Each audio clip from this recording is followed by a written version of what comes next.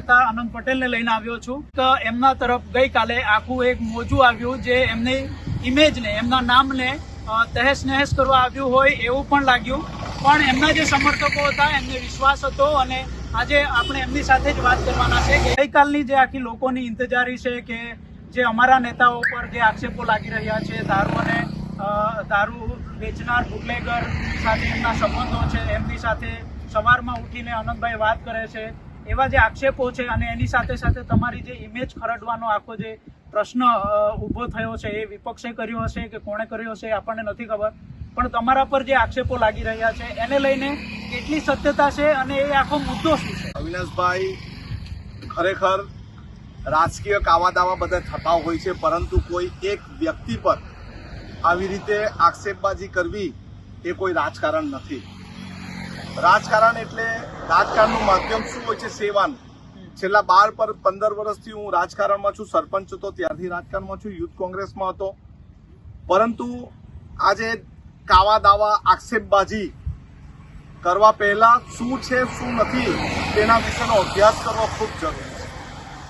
આ જે જગ્યાએ આપણે બેઠા છે એ જ જગ્યાએની આ ઘટના છે અને તમે જાણતા જ હશો, તમે પણ છેલ્લા 4 વર્ષથી 5 વર્ષથી આ મીડિયામાં છો તો અહીંયા જ મેં ઘણી વખત તમને ઇન્ટરવ્યુ પણ આપ્યા હોય છે. મારા ઘરથી હું નીકળું છું ને પછી મારા પર કોઈ ફોન આવતા હોય અથવા મારા ઘરે ઇન્ટરવ્યુ આપવા કરતાં હું ખુલ્લામાં ઇન્ટરવ્યુ આપવાનું પસંદ કરું છું. મારો ડ્રાઈવર બારતાળ રહી છે અને બારતાળથી ભીનાર એને નજીક પડે છે, એના ઘરે ફોન નથી લાગતા, એટલે મેં અહીંના આગેવાનને ફોન કરીને, એમના મમ્મી હતા ત્યારે એમના મમ્મીને પણ ફોન કરતો હતો કે ભાઈ મારો ડ્રાઈવર આવ્યો છે કે નથી, એટલે એ પ્રમાણે હું નીકળું અને અહીંથી મારા પ્રવાસે જતો. આવતી વખતે એને અહીં જ ઉતારું છું, અહીં બેસું પણ છું, પાણી પણ અહીંથી લઉં છું. ઘણીવાર કોઈ દૂરથી કોઈ આવતા હોય ને મેં નીકળી ગયો તો અહીં અમે ચાય પણ પીધી છે. હવે એ શું કામ ફોન હોય, શું કામ ફોન નહીં હોય, એના કરતા તમે પોલીસ પાસે આટલી માહિતી લાવી, એના કરતા પોલીસ સાથે મળીને દારૂ ને ડ્રગ્સ બંધ કરો. જે રીતે વાંસદામાં દારૂ વેચાય છે, ડ્રગ્સ વેચાય છે, હમણાં જ થોડાક સમયમાં મેં મીડિયામાં વાંચ્યું કે ભાજપના કોઈ મોટા આગેવાન કે મંત્રી તેમણે લગભગ 30 કરોડનું ડ્રગ્સ એના બંગલામાં રાખ્યું હતું અને એના કારણે એમના માટે કશું નથી કરતા, પરંતુ અનંત પટેલ ક્યાં જાય છે, અનંત પટેલ ક્યાં બેસે છે, અનંત પટેલ ક્યાં ધરણા કરે છે, અનંત પટેલ કયા ખેડૂતોનો પ્રશ્ન લઈને નીકળે છે, એની પાછળ હરવા ફરવા કરતા તમે સ્થાનિક લેવલે જઈને લોકોની સેવા કરો તો તમારું કામ થશે. અને મને ખબર છે ભાજપના કેટલા નેતાના કયા ફાર્મ હાઉસમાં શું પાર્ટી થાય છે, શું કરે છે, એની સફાઈ મારે આપવી નથી, પરંતુ પોલીસ અને ભાજપની સાંઠગાંઠ આ સમગ્ર પ્રકરણમાં તમને કદાચ ખબર પડતી હશે કે પોલીસે કોલ ડિટેલ કરાવી અને ભાજપના આઈટી સેલ પાસે પહોંચી ગઈ. હવે કઈ રીતે પહોંચી ગઈ કે પોલીસે ભાજપના પટ્ટા પહેરવાના બાકી રાખ્યા છે. આ મારી કોઈ સાંઠગાંઠ હોય તો મારા પર એફઆઈઆર કરીને મારી ધરપકડ કરીને મને પૂછો આઈટી સેલમાં આપવા કરતા. કાલ ઉઠીને કોઈ પણ મારા કાર્યકર્તાની સાથે, કોઈ સ્ત્રીની સાથે, કોઈ છોકરીની સાથે જોશે એટલે કે અનંત પટેલ આ સ્ત્રીની સાથે ફરવા નહીં કરીએ. પણ એ સ્ત્રી કોણ છે? મારી બેન છે, મારી પત્ની છે કે અમારી ભાણેજ છે કે મારી ભત્રીજી છે, મારા પડોશમાં રહેતી કોઈ દીકરી છે, એ જોવાની તસદીર નથી લેતા. એમને કઈ રીતે લાયસન્સ વગરની દુકાનો ફટાકડાની ચલાવવાની હોય, કઈ રીતે અધિકારીને ગભરાવાનું હોય અને કઈ રીતે પોતાનું કામ કરતા બુટલેગરોને સાચવવાના હોય, એવું ષડયંત્ર એ કરે છે. અનંત પટેલ એવા ષડયંત્ર કરવાનો નથી. અનંત પટેલ કોઈથી ડરવાનો પણ નથી અને પોલીસ તંત્ર જો ખરાબ કામ કરશે તેના પત્તા ઉતારતા અનંત પટેલ કોઈ પણ જાતની શરમ નથી. ખાસ કરીને આપણે દારૂના મુદ્દે અને ડ્રગ્સના મુદ્દે વિપક્ષ બંને, એ આમ આદમી પાર્ટી હોય કે પછી કોંગ્રેસ હોય, બંને સાથે આવ્યા છે અને આ દારૂનું જે આખું જે વાતાવરણ દૂષણ ફેલાયું છે ગુજરાતમાં એને નાથવાનો પ્રયત્ન કરી રહ્યા છે. ત્યારે ગોપાલ ઇટાલિયાએ એક વાક્ય બોલ્યા હતા કે જે પટ્ટા કમરે પહેરવાના હતા તે ગળામાં પહેરી લીધા છે. એવા પોલીસવાળા પણ આપણા વાંસદામાં છે ખરા? આપને લાગે છે? સમગ્ર વિસ્તારમાં એવા પોલીસ છે અને હું તો કેવું છું સમગ્ર વિસ્તારમાં પ્રામાણિક પોલીસો પણ છે જે પોતાનું પ્રમાણિકતાથી કામ કરી રહ્યા છે, પરંતુ એમને સાઈડ પર કરી દેવામાં આવ્યા છે. અને અમારા જેવા લોકનેતા લોકોના પ્રશ્ન ઉઠાવતા હોય એવા જિગ્નેશભાઈ મેવાણી છે, તો જિગ્નેશભાઈ મેવાણીને ખોટા કેસમાં આસામમાં પકડી ગયા, પછી એમના પર મહિલા પોલીસની છેડતીનું બી કર્યું, અત્યારે ક્લીન ચીટ એમને મળી ગઈ છે. તો ભવિષ્યમાં પણ મારી જોડે પણ એવું થઈ શકે છે કે મને લઈને કોઈ પણ કેસમાં જેલમાં બેસાડી દેવાની વાત કરશે, પરંતુ હું જેલમાં બેસવા માટે પણ તૈયાર છું. પરંતુ કોઈથી ડરવાનો, કોઈથી ગભરાવાનો નથી. કોઈ પણ જગ્યાએ ન્યાય થશે ત્યાં ન્યાય મેળવવા આનંદ પટેલ પહેલા જઈને બેસી જશે, ધરણા પર પણ, રોડ પર પણ અને અધિકારીની કચેરીમાં પણ. બરાબર છે. આ જે આખું પ્રકરણ ઊભું થયું એમાં જે તમારા ડ્રાઈવરને લઈને મુદ્દો હતો, એમની સાથે અત્યારે ઓફ કેમેરા મેં વાત કરી, તેમનું એવું કહેવું હતું કે જે મારું ઘર છે ત્યાં કોઈ પણ પ્રકારનું નેટવર્ક નથી આવતું, એના કારણે હું જ્યાં બેસું છું ત્યાં ધારાસભ્યશ્રી ફોન કરીને પૂછે છે કે હું આવ્યો કે નહીં, એ જાણકારી મેળવે છે અને પછી અમે જ્યાં જવાના હોઈએ ત્યાં જતા હોઈએ છીએ. આ જે આખી વાત હતી, અત્યારે દારૂની વાત કરીએ તો આદિવાસી વિસ્તારોમાં ખાસ કરીને આપણે જોઈએ તો દારૂના સેવનથી આર્થિક અને સામાજિક નુકસાન તમે આદિવાસી સમાજમાં જોઈ રહ્યા છો. ખાસ કરીને તમે આદિવાસી સમાજને લઈને આગળ પડતા એના પડકારો ઝીલો છો, એના પ્રશ્નો સોલ્વ કરો છો, એનું નિરાકરણ લાવવા માંગતા રહો છો, ત્યારે કયા પડકારો જોઈ રહ્યા છો? આર્થિક દારૂનું જે દૂષણ છે એના કરતા વધારે ગાંજા અને ડ્રગ્સનું પણ દૂષણ છે. એનાથી આખો પરિવાર ખતમ થઈ જાય છે. એમના નાની ઉંમરથી જો લત લાગી જાય તો કદાચ 30-40 વર્ષ સુધી જીવી શકતા નથી.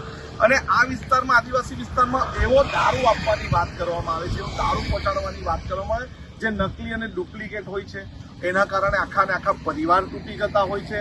અને હું તો તમારા માધ્યમથી આદિવાસી સમાજના યુવાનોને, વડીલોને જાગૃત કરવા માંગુ છું. આપણો યુવાન શું કરે છે, દરરોજ ક્યાં જાય છે, ક્યાંથી આવે છે. અને હવે તો સસ્તું ગાંજાનું દૂષણ, સિગરેટમાં ગાંજો હોય છે, સસ્તું મળી જાય છે 20 રૂપિયા 25 રૂપિયામાં, જેના કારણે યુવાનો આખા શરીરથી ખોખલા થઈ જાય છે. અને એ જ અટકાવવાનું ખૂબ જરૂર છે. પોલીસ તંત્રને તો હપ્તા મળી જાય છે અને એની સાથે જોડાયેલા ભાજપના નેતાઓને પણ કદાચ પૈસા મળી જતા હોય, પરંતુ આપણે જો આપણો સમાજ બચાવવો હોય તો નશાની પ્રવૃત્તિમાંથી, નશાના સેવનમાંથી દૂર રહેવું જોઈએ. આજે ગત રોજ તમારો જે મુદ્દો હતો એમાં સોશિયલ મીડિયામાં ભાજપના જે કહેવાતા નેતા એ તો ના આવ્યા, પણ લોચન શાસ્ત્રી તમારા મેટરમાં કૂદી પડ્યા. તમને શું લાગે છે? એમના પાસે કદાચ બુટલેગરના નંબર ના હોય, તમને શું લાગે છે? હવે પ્રાણી કયું છે મને ખબર નથી, પરંતુ કોઈક વાર મને હસવું પણ આવે. સામે કોઈ તાકાતવાર લડવા વાળો હોય ને તો આપણને મજા આવે, પરંતુ આ અણસમજુ નેતા છે કે શું છે આપણને ખબર નથી. કદાચ બધા કહે છે ડોક્ટર છે, શું છે, પરંતુ એના વિશે કઈ ટિપ્પણી મારે નથી કરવી.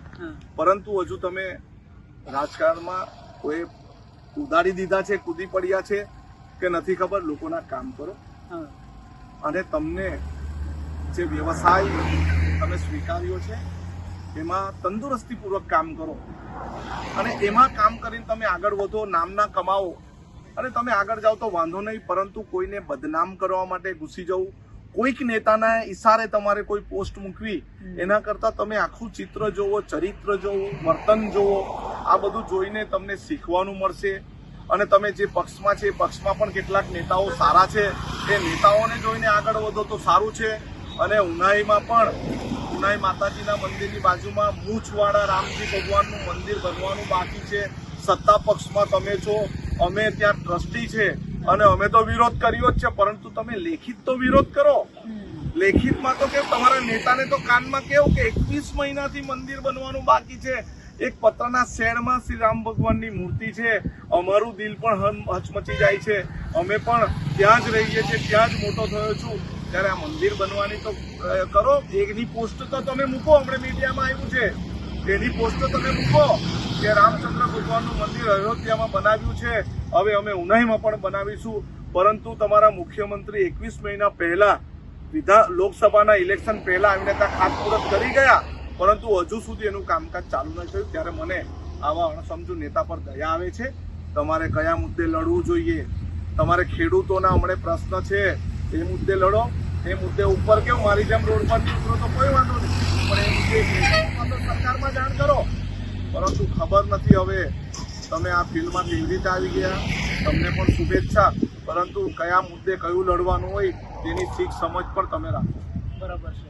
આગળના સમયમાં તમારા પર એવા બીજા આક્ષેપો પણ લાગશે. આજે સોશિયલ મીડિયા ગતરોજ તમારા પર કદાચ ફોન કર્યા હશે કે નહીં ખબર, પણ તમારું જ્યારે નામ આવે છે ત્યારે તમને તમારી નામના પેલી કરવા માટે પણ હોય છે, પણ એ જાણ્યા પૂછ્યા વગર મીડિયા જે ખોટા સમાચારોની ભરમાર ચલાવે છે, એને લઈને શું કહેશો મીડિયાને?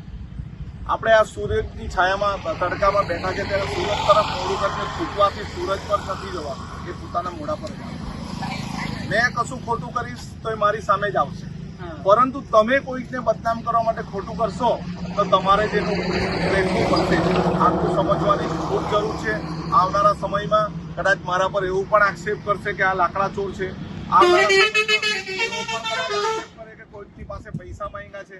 આવનારા સમયમાં કદાચ એવો પણ આક્ષેપ કરે છે કે કોઈ છોકરી સાથે ફરતા પકડાયા છે. આવનારા સમયમાં એવો આક્ષેપ પણ કરશે કે મીડિયાના મિત્રોને ધમકી આપી છે. આવનારા સમયમાં એવો આક્ષેપ પણ થશે કે અમે ભાજપના નેતા બની બેસેલા ભાજપના નેતાને અમે ધમકી આપી છે, જાનથી મારી નાખવાની ધમકી આપી છે. આવા બધા પણ આક્ષેપો થશે, પરંતુ મને મીડિયા પર વિશ્વાસ છે, લોકો પર વિશ્વાસ છે, મારા કાર્યકર્તાઓ પર વિશ્વાસ છે, અને જેમના માટે અમે કામ કરવા રાત દિવસ નીકળી પડીએ છીએ એમના પર મને વિશ્વાસ છે કે કોઈના પર લાંછન લગાવવાથી એ લંછાઈ જતો નથી. સૂરજ પર થૂંકવાથી એના સુધી પહોંચવાનું થૂંક નથી, એ પોતાના મોઢા પર આવે છે. તમારા કરેલા ખોટા કાર્ય તમારા પર જ આવશે, એટલો મને વિશ્વાસ છે. એ બધા આક્ષેપો માટે તમે તૈયાર છો? બધા આક્ષેપો માટે તૈયાર છું. હજુ પણ મને મારવામાં આવશે, મારી ગાડી તોડી નાખવામાં આવશે, મને મજબૂર કરવામાં આવશે. મારા ભાઈ બહેન જ્યાં નોકરી કરતા હશે ત્યાં પણ કઈ આક્ષેપો થશે, પરંતુ અનંત પટેલ ડગવાનો નથી, અનંત પટેલ ડરવાનો નથી, અનંત પટેલ હારવાનો નથી. અનંત પટેલ રાહુલજીનો કાર્યકર્તા છે. દૈરા વગર, ચૂઈકા વગર સામે ચાલીને લડશે અને લડીને લોકોને ન્યાય અપાવશે. આ હતા આનંદભાઈ, જેમના જવાબની તમે ગઈકાલથી રાહ જોઈ રહ્યા હતા કે એમના પર જે આક્ષેપો લાગ્યા છે તે સાચા કે ખોટા. એમના જ મોંથી આપને સંભળાવું છું ડિસિઝન ન્યૂઝના માધ્યમથી કે જે ગતરોજથી જે આક્ષેપો એમના પર થઈ રહ્યા હતા એનું સાચું કારણ શું હતું અને તે એમને કેમ ફોન કરતા હતા, 29 વખત કેમ સવારમાં ફોન કર્યા, એ પણ એમણે માહિતી આપી. અને તમે હવે નિરાંતથી તમારું કામ કરી શકો છો. તમારો નેતાએ તમને જવાબ આપી દીધો છે. આજે બસ આટલું જ. જોહાર.